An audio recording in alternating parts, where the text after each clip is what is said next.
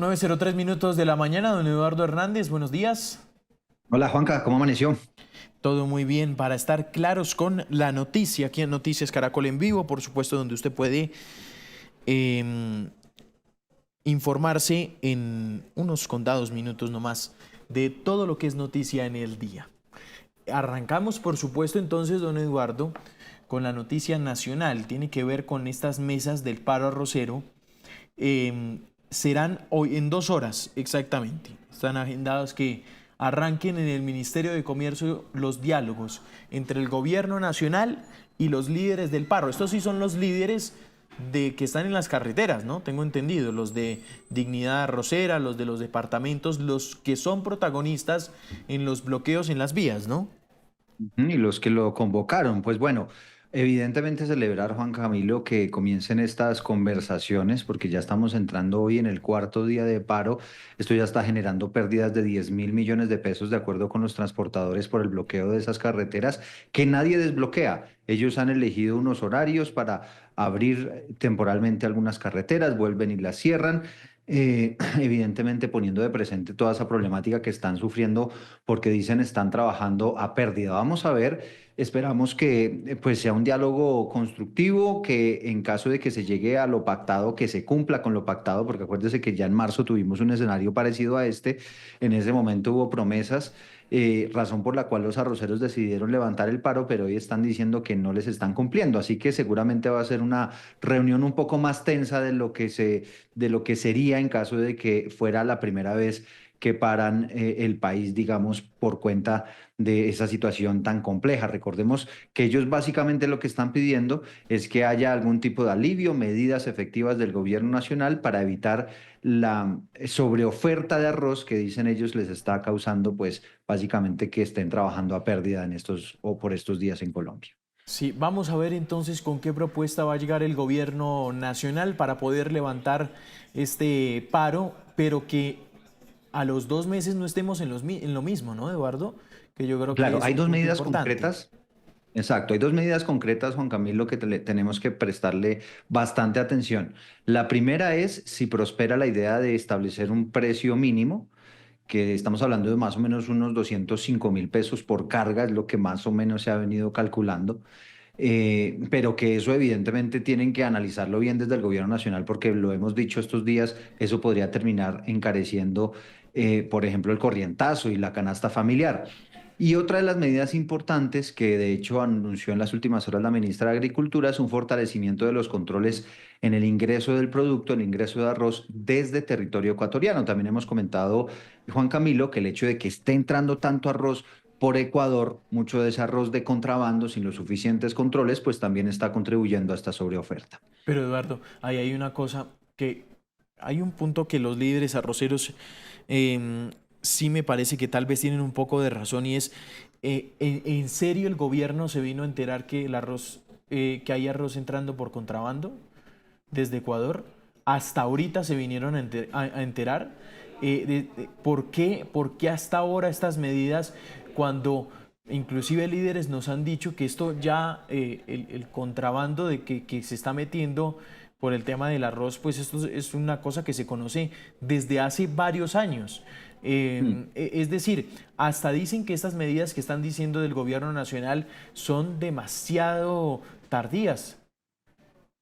Sí, y es que de hecho, ¿por qué no las tomaron desde marzo, cuando seguramente este asunto ya se había puesto sobre la mesa?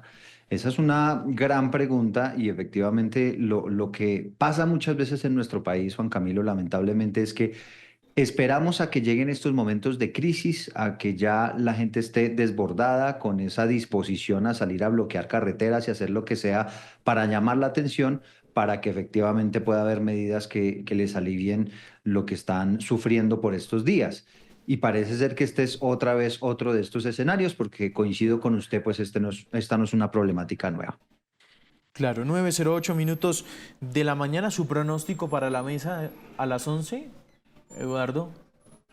Eh, Pues hombre, ojalá lograran un acuerdo rápido y que se desbloqueen las carreteras, pero le confieso que creo que estas van a ser unas conversaciones un poco más largas, por eso que le venía comentando, y es que seguramente los arroceros estarán mucho más prevenidos, teniendo en cuenta que están alegando que el gobierno viene ya de hacerles unas promesas incumplidas. Exactamente, ese es un problema, por supuesto, que esperamos por el bien del país que no lleve mucho tiempo para solucionar. Son bloqueos y están demostrándolo los arroceros, que tienen una capacidad también pues importante de manifestación. Bloquean varias vías del país, varios departamentos y todo esto pues protestando. También, que es un tema muy criticado, la forma de protestar con vías de hecho afectando a un número muy importante de Y en, la población, ¿no? y en época de vacaciones todavía, ¿no? Porque mucha gente, por ejemplo, está viajando, se está desplazando por las carreteras y esta es una situación que obviamente los afecta y termina también de alguna manera impactando el turismo, entre muchas otras afectaciones. 9:09 de la mañana. Vamos a hablar, por supuesto, hay un tema, Eduardo, y es que todo parece indicar que el gobierno está listando nueva reforma tributaria, ¿no? Sería por 26 billones de pesos. Sí, algunos sí hablan de 19 billones, otros de un poco más, pero quizá una de las grandes noticias que me parece a mí pasó un poco desapercibida, Juan Camilo, de todo ese largo discurso y esa locución del presidente Gustavo Petro que ha sido tan polémica en las últimas horas, una de esas grandes noticias tiene que ver con la presentación de lo que se viene en materia de presupuesto para el año entrante. Y es que el gobierno en este momento de afugias económicas, donde inclusive nos estamos gastando hoy los impuestos del año entrante, pues hace anuncios de un aumento en el presupuesto para funcionamiento del 13%. De hecho, es más del 13%. Ahí usted piense en lo que se invierte, lo que invierte el gobierno nacional en sistema general de participaciones, es decir, lo que transfiere a las regiones. Piense usted ahí pago de pensiones, pago de salud, sí, pero también, y ojo a este capítulo, se plantea que desde 2022 hasta 2026 ha aumentado en 20 billones de pesos el gasto en personal, es decir, en gasto de funcionamiento del Estado, en burocracia, dirían algunos, en creación de nuevos puestos, en creación de nuevos ministerios, nuevas embajadas, que esa ha sido, digamos, una noticia constante en estos últimos meses. Y ahí, digamos, llama la atención que a pesar de que muchos centros de pensamiento, inclusive el Comité Autónomo de la Regla Fiscal, ha planteado recortes de hasta 50 billones de pesos para que las finanzas del país más o menos puedan sostenerse, pues ellos, por el contrario, estén anunciando un aumento de ese dinero que se va a destinar en funcionamiento. Dicen también que va a haber un aumento no muy grande, del 9% aproximadamente, en gastos de inversión y supuestamente, según dijo el ministro en esta presentación, se plantea una disminución en la deuda. Entonces, ahí es donde uno se pregunta, y no sé si cuadran las cosas, Juan Camilo, pero le Mm. pongo un ejemplo.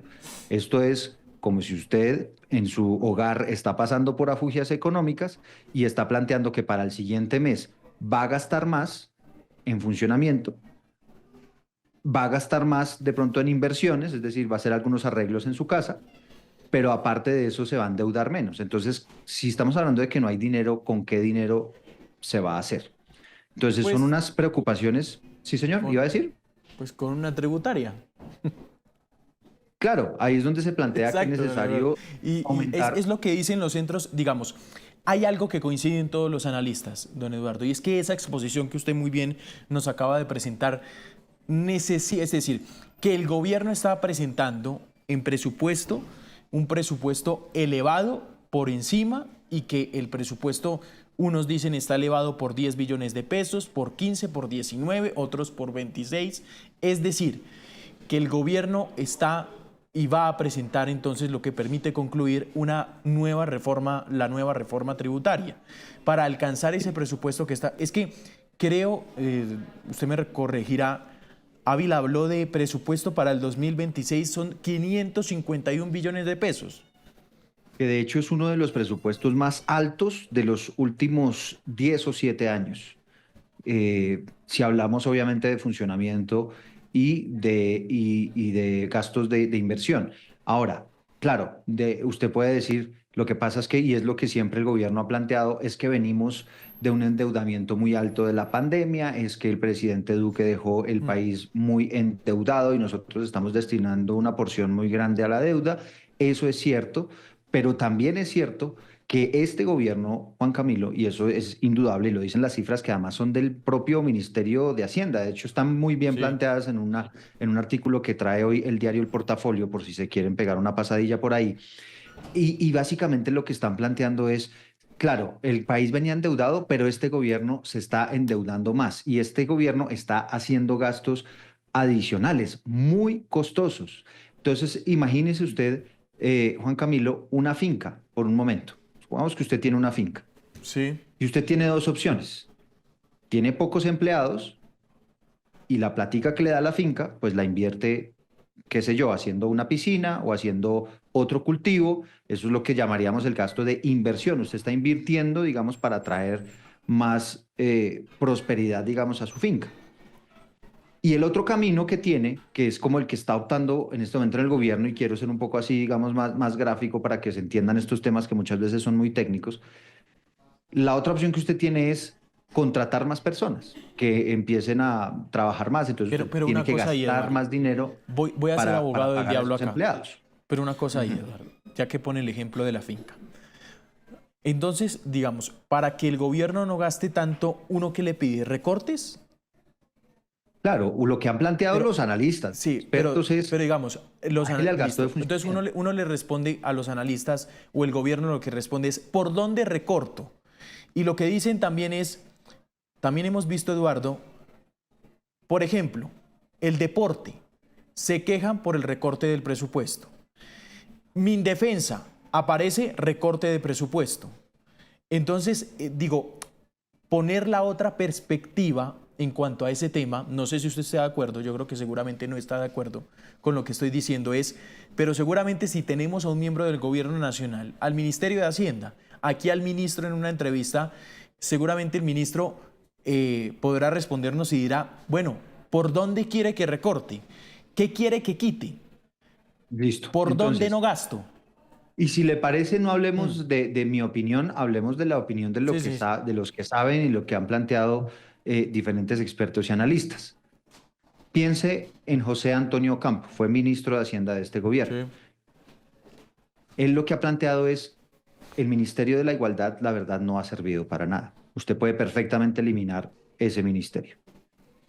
No es noticia tampoco, y no es novedad, que se han venido creando, y usted lo sabe mejor que nadie, varias embajadas, cargos diplomáticos en varios países. Hemos reabierto unos que ya habíamos eliminado en el pasado, y evidentemente para hacer todo eso usted necesita dinero. Y también hay denuncias en el sentido, y esto lo plantea, por ejemplo, Mauricio Cárdenas, que también fue ministro de Hacienda, en Mm. el sentido de que ha habido un aumento también en los cargos de las entidades que ya están. Hay quienes plantean que este aumento en los cargos y en el dinero y en los gastos de funcionamiento tienen también unos intereses políticos. Acuérdese que estamos entrando en una etapa preelectoral. Y evidentemente cuando usted tiene de acá de dónde sacar, cuando usted tiene burocracia, pues le aumenta la mermelada, para que me entiendan. Sí. Eso también lo han planteado algunos expertos, como es el caso del exministro de Hacienda, José Manuel Restrepo. Le adiciono otro punto, Entonces, a ver, la poca ejecución del presupuesto.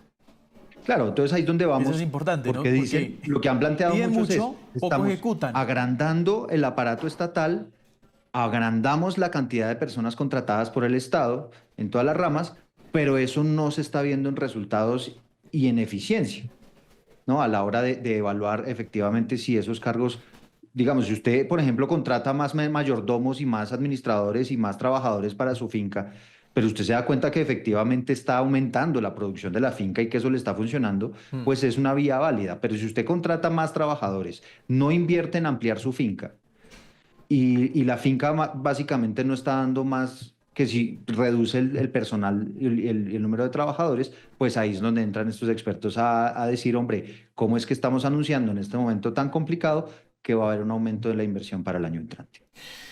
9:18 minutos de la mañana. El otro tema internacional, Eduardo, es el ataque a la Iglesia Católica, la única, en Gaza. Fue una noticia sorpresiva. Afortunadamente, pues se ve en las imágenes que el padre Romanelli está bien, pero tristemente ya se confirman 2 víctimas de este ataque, ¿no? El ataque, lo que Sí. dicen fuentes, no fue vía aérea, sino fue un misil que se disparó con un dispositivo terrestre.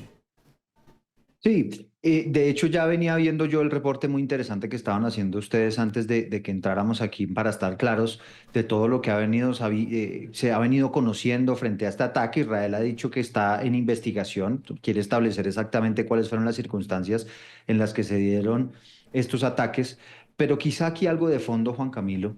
Es que, claro, entra usted a decir, no, la única iglesia católica, este ataque, digamos, muestra lo desbordado que está el tema, pero también aplaca otros ataques que hubo también en el día de hoy a edificios civiles que, por ejemplo, estaban al lado de escuelas, a lugares donde están personas refugiadas. Es que imagínese usted que un misil acabe con su casa, Juan Camilo, o usted lo mandan a un refugio y en ese refugio también caen bombas.